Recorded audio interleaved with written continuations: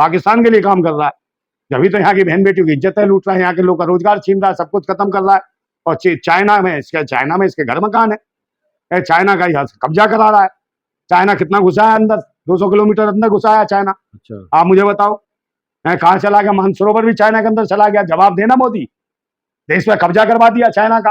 और तो और जो देश की जो हमारे देश की जो बाजार है, मार्केट है, मार्केटों पे भी चाइना कब्जा कर दिया। सारा सामान चाइना का है, हर चीज दुकानदार चाइना की बेच रहा है। और हमारी लघु कुटीर जो उद्योग थे, घरेलू व्यापार था, उन सबको पोल्यूशन के नाम पर बर्बाद कर दिया इसने, है। और सब लोग बेरोजगार कर दिए। मूर्ख बना रहा है, चूतिया बनाता देश को।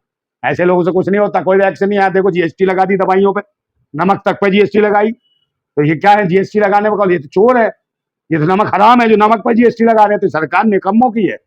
ये देश के क्रांतिकारियों ने नमक के लिए नमक आंदोलन करा कि हमारे देश के लोग अगर सब साग सब्जी नहीं मिली तो नमक से रोटी खा लेंगे। ये सरकार ने तो निकम्मों की ने, नमक हराम सरकार ने नमक पे भी जीएसटी लगा दी, दवाइयों पे जीएसटी। खैर कफानापन पे तो है ही, कपड़े पे बताओ, दवाइयों पे भी जीएसटी है। और तो बच्चों की कापी किताबी इन पे भी जीएसटी। और ये कहते हैं देश को शिक्षित ये बनाएंगे। 70-75 हजार स्कूल बंद करा दिए इसने, है। वो ये हालत है।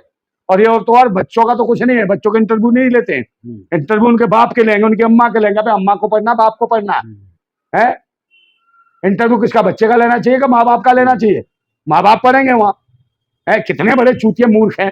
तो इसका बाप पढ़ा लिखा नहीं है, माँ पढ़ी लिखी नहीं है, उसके बच्चे को पढ़ाई लिखाई नहीं देंगे, उसको मतलब एग्जाम नहीं देंगे, उसको एडमिशन नहीं देंगे। तो इतने मूर्ख लोग, इतने वैसी और दरिंदे टाइप के स्कूलों में बैठे हैं लोग, है। इसका गरीब को शिक्षित करना है, अनपढ़ को शिक्षित करना है, उसके परिवार को बदलना है शिक्षित बना के। मगर ये तो उसी को लूटना चाहते हैं, जो धन वाला है उसको एंट्री, और जो गरीब है उनको और गरीब बना दो, उनके फेफड़े गुर्दे बेचेंगे। कहते रहो मंडी लगाएंगे, व्यापार करेंगे, बहन बेटियों को सरेआम बेचेंगे। ये वो लोग हैं, समझे। ये वही करेंगे कि धर्मराज युधिष्ठिर जो अपनी पत्नी को जुए में दांव पे लगा देता, वही दिन लाएंगे। यही ऐसी रामराज की कल्पना है, जो कहीं भी जाओ और मंडी में बिक जाओ, बच्चे बिक रहे, महिलाएं बिक रही हैं, ये बिक रहे, बहनें बेटियां वहां खरीदी और बेची जाएंगी। यह हालत होगी। ये इनकी कल्पना है। ऐसा रामराज नहीं चाहिए हमें। भारत चाहिए, भारत राष्ट्र जो चल रहा है हमारा संवैधानिक, जो संविधान हमारा कहता है, जो लोकतंत्र कहता है, उस संविधान को हम जिंदा रखना चाहते हैं। उसी संविधान को ये खत्म करना चाहते हैं पाखंडी। इसलिए लड़ना पड़ेगा। और सभी से गुजारिश है, मेरी प्रार्थना है, विनती है कि इस बार मोदी सरकार का अंतिम संस्कार करो, अन्यथा तुम्हारे बच्चों की स्थिति खराब हो जाएगी, तुम्हारी बहन बेटियां सुरक्षित नहीं रहेंगी। क्योंकि लुटेरे, ये नंगे लुच्चे और ये बिल्कुल ये सरकारी सांड की तरह घूम रहे हैं, समझे ना। ये वो आवारा हैं, ये वो हैं जो रंडवे हैं, जो बहन बेटियों के पीछे पड़े हैं, खुद तो शादी करते नहीं है, और कर भी ले तो बीवियां छोड़ देते हैं। और कहते हैं त्याग करा, भीख मांगते हैं। और भीख मांगने के बाद 50-40 साल भीख मांग ली इन्होंने। तो ये देश को क्या देखेंगे अनपढ़? तो अनपढ़ों से बचो, भिखमंगों से बचो, शिक्षित बनो, आगे बढ़ो, और मोदी सरकार का खात्मा करो, तब जाके देश सुरक्षित रहेगा।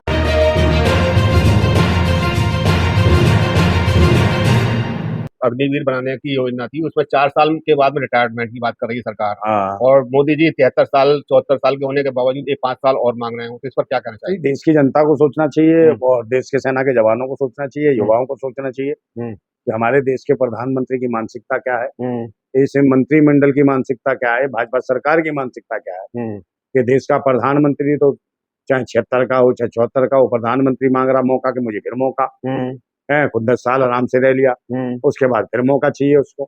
और देश के जो युवा है, जो उसे अग्निवीर बना के उसे 4 साल के बाद मौका नहीं दिया जाएगा, 4 साल में उसे रिटायरमेंट दे दी जाएगी। फिर से भाई शादी ब्याह कौन करेगा? वो तो घूमेगा आवारा ऐसे। या तो फिर ये कहें कि भाजपा में जितने सांसद हैं, विधायक हैं, भाई वो लड़कियां उनको देंगे, अपने यहाँ ब्याह करवा देंगे उनका, देश के सेना के जवानों का, या जितने विधायक पूरे, या जिनकी पार्टी में जो है, बताओ कराओगे? नहीं कराएंगे। खुद के तो बीवी नहीं, बच्चे नहीं, मगर देश के जो सेना के जो जवान हैं उनको 3 साल और 4 साल पे बर्बाद करना चाहते हैं। देश के मजाक बना दिया। गुलाम थोड़ी है देश, या देश का युवा ये कोई राजशाही थोड़ी है कि भाई खुद अपने हमेशा रहोगे और देश के जवानों को कह दोगे तुम रिटायर। तो अपने खुद जो बूढ़ा हो गया है इस उम्र में, 60 साल में रिटायरमेंट, और खुद 75 साल का होने वाला, तब भी रिटायर नहीं हो रहा। कह रहा है एक मौका, एक मौका क्या जाके शमशान में पूरे मौके खत्म होंगे तेरे, है। और देश के युवाओं को भटकाता रहेगा। ऐसे प्रधानमंत्री का तो अब की बार तो बेड़ा गर्क करना है इनका, क्योंकि सभी लोग, हर कौम हर जात के लोग इनका विरोध कर रहे हैं। तो क्या लग रहा है युवा जो है मौका देंगे? कोई मौका नहीं देंगे, अब तो इसे चौंका देंगे। चौंका देंगे। हाँ चौंका देंगे, चौंक जाएगा ये क्या हुआ, समझे नहीं। और इसको दिखा देंगे अग्निवीर पूरी की पूरी कैसी आग लगती है। जब लोगों के दिलों में आग लगती है तो कैसे सरकार बदलते हैं, और सरकार बदलाव की ओर है, दिख रहा है सबको कि भाई इस बार 400 पार नहीं, मोदी सरकार का अंतिम संस्कार होने वाला। तो क्या मतलब विश्व तो बन चुका ना देश। कहाँ से विश्व गुरु बनेगा? हाँ। विश्व गुरु ऐसे बनता है हाँ। कि देश के युवा कहाँ भटक रहे हैं रोजगार के लिए, और कहाँ जा रहे हैं इजराइल, टट्टी साफ करने जा रहे हैं इजराइलियों की। तो इससे थोड़ी देश विश्व गुरु बन जाएगा। देश में बेचारे देश के युवा MA BA पढ़े हुए लैट्रिन साफ करने जाएंगे, ये विश्व गुरु का हाल है देश का। मजाक आता है, मजाक लगता है। तो क्या लगता है आपके नजर में सरकार जो है, जो मोदी सरकार को मौका नहीं मिलने वाला है इस बार? बिल्कुल नहीं। हाँ? देश की जनता मतलब अतना आ गई है, तंग हो गई, तंग हो गई है, परेशान हो गई। तो ये आप ही तो कह रहे हो, जनता तो थोड़ी कह रही है बात। जनता कह रही है, गाली दे रहे हैं वो तो, हर जगह IT सेल के 4 घूम रहे हैं। अच्छा। वो भाषण देने लगते हैं। अच्छा। अन्यथा नहीं। अच्छा, तो क्या लग रहा है 400 पार का जो नारा है उनका, तो कितनी सच्चाई है इसमें? 400 पार का जो नारा है तो जी। उसमें क्या लगता है आपको, उसमें सच्चाई नहीं है? कोई नारे में सच्चाई नहीं है, आप कुछ भी कह सकते हो। आप 1000 पार कह लो, 2000 पार मैं कह दूं, ये तो अपनी मर्जी है। मगर 400 पार कुछ नहीं है, इनका बेड़ा गर्क हो रहा है। और जिस मोदी के चेहरे पे वोट पड़ता था, उसी मोदी के चेहरे पे लानत पड़ रही है अब। अच्छा, मोदी के चेहरे की वजह से ही हार रहे हैं इस बार। तो ये जो आप ही तो आप उनका वो कह रहे हो ना, आप उनके विरोध में बोलते हो, तो आप ही तो सोच रहे हो ये कि जनता मैं थोड़ी विरोध कह में रहा है, हूँ, तो जनता में कहाँ इतना विरोध तो दिखाई नहीं दे रहा। मैं थोड़ी कह रहा हूँ भाई, ये तो जनता कह रही है हाँ। कि कहाँ है स्मार्ट सिटी, कहाँ है रोजगार। बनारस में स्मार्ट सिटी नहीं नहीं, स्मार्ट बनारस अकेले बनारस में क्या है, वहाँ रेप होते हैं, स्मार्ट सिटियों में रेप होते हैं। हिंदू यूनिवर्सिटी में रेप होता है, तो ये स्मार्ट सिटी में रेप होंगे हैं? 2 करोड़ रोजगार कहाँ गए? काला धन आ गया क्या? गंगा साफ हो गई, गाय कटना बंद हो गई।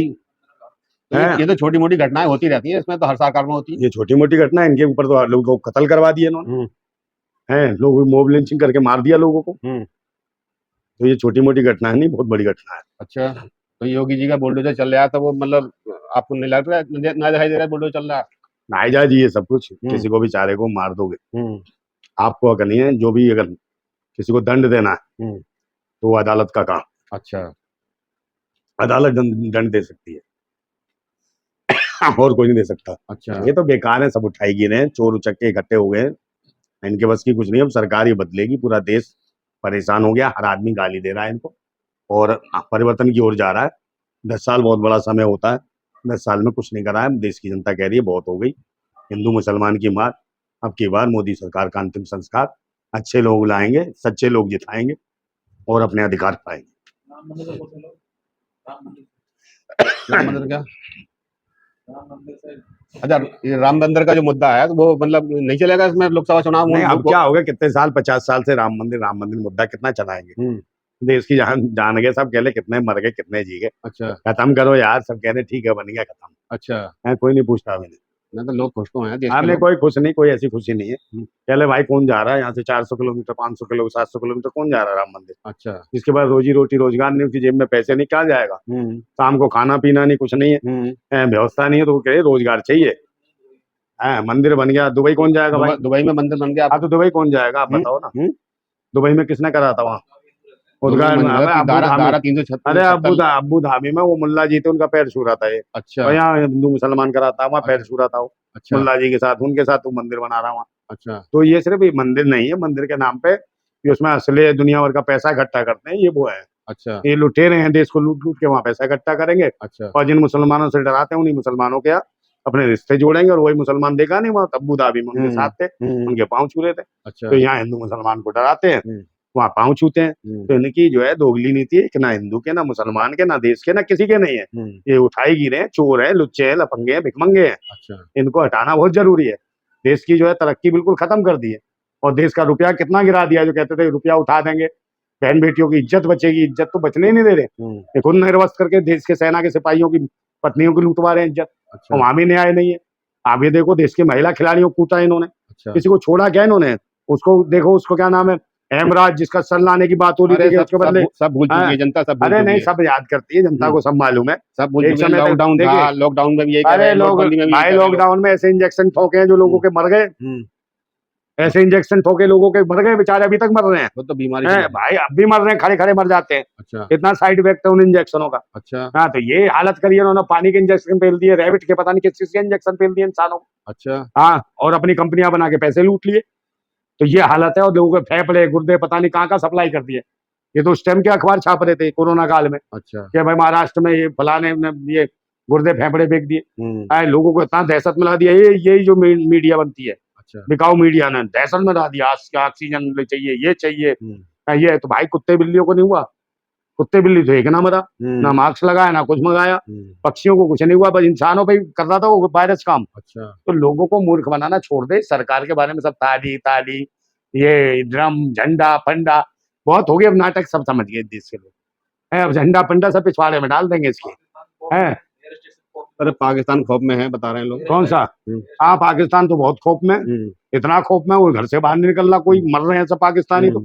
हाँ, महंगाई इतनी है, इन्हें तो कर दी मोदी ने वहाँ, इनने ये जाके महंगाई कर दी। वो पाकिस्तान का तो वजीर आला है, भारत का थोड़ी है। अच्छा हाँ, सब भारतवासियों को तो मार रहा है, पाकिस्तान के लिए काम कर रहा है। जब तो यहाँ की बहन बेटियों की इज्जत लूट रहा है, यहाँ के लोग का रोजगार छीन रहा है, सब कुछ खत्म कर रहा है। और चाइना में इसके घर मकान है, चाइना का यहाँ कब्जा करा रहा है।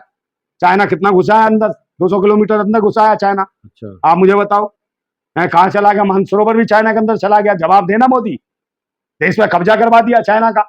और तो और जो देश की, जो हमारे देश की जो बाजार है, मार्केट है, मार्केटों पे भी चाइना कब्जा कर दिया। सारा सामान चाइना का है, हर चीज दुकानदार चाइना की बेच रहा है। और हमारी लघु कुटीर जो उद्योग थे, घरेलू व्यापार था, उन सबको पोल्यूशन के नाम पर बर्बाद कर दिया इसने, है। और सब लोग बेरोजगार कर दिए।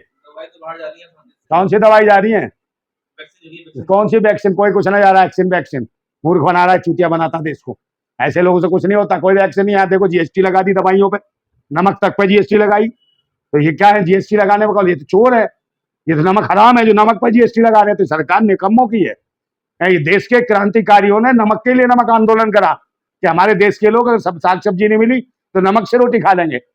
ये सरकार ने तो निकम्मों की ने, नमक हराम सरकार ने नमक पे भी जीएसटी लगा दी, दवाइयों पे जीएसटी। खैर कफनापन पे तो है ही, कपड़े पे मुझे बताओ, दवाइयों पे भी जीएसटी है। और तो बच्चों की कॉपी किताबी, इन पे भी जीएसटी। और ये कहते हैं देश को शिक्षित ये बनाएंगे। 70-75 हजार स्कूल बंद करा दिए इसने, है वो ये हालत है। और ये और तो और बच्चों का तो कुछ नहीं है, बच्चों के इंटरव्यू नहीं लेते हैं। इंटरव्यू उनके बाप के लेंगे, उनकी अम्मा के लेंगे। अबे अम्मा को पढ़ना, बाप को पढ़ना है। इंटरव्यू किसका? बच्चे का लेना चाहिए कि माँ बाप का लेना चाहिए? माँ बाप पढ़ेंगे वहां, है। कितने बड़े चूतिए मूर्ख हैं। तो इसका बाप पढ़ा लिखा नहीं है, माँ पढ़ी लिखी नहीं, उसके बच्चे को पढ़ाई लिखाई नहीं देंगे, उसको एग्जाम नहीं देंगे, उसको एडमिशन नहीं देंगे। तो इतने मूर्ख लोग, इतने वैसी और दरिंदे टाइप के स्कूलों में बैठे हैं लोग। इसका गरीब को शिक्षित करना है, अनपढ़ को शिक्षित करना है, उसके परिवार को बदलना है शिक्षित बना के। मगर ये तो उसी को लूटना चाहते हैं, जो धन वाला है उसको एंट्री, और जो गरीब है उनको और गरीब बना दो, उनके फेफड़े गुर्दे बेचेंगे। कहते रहो मंडी लगाएंगे, व्यापार करेंगे, बहन बेटियों को सरेआम बेचेंगे। ये वो लोग हैं, समझे। ये वही करेंगे कि धर्मराज युधिष्ठिर जो अपनी पत्नी को जुए में दांव पे लगा देता, वही दिन लाएंगे। यही ऐसी रामराज की कल्पना है, जो कहीं भी जाओ और मंडी में बिक जाओ, बच्चे बिक रहे, महिलाएं बिक रही हैं, ये बिक रहे हैं, बहनें बेटियां वहां खरीदी और बेची जाएंगी।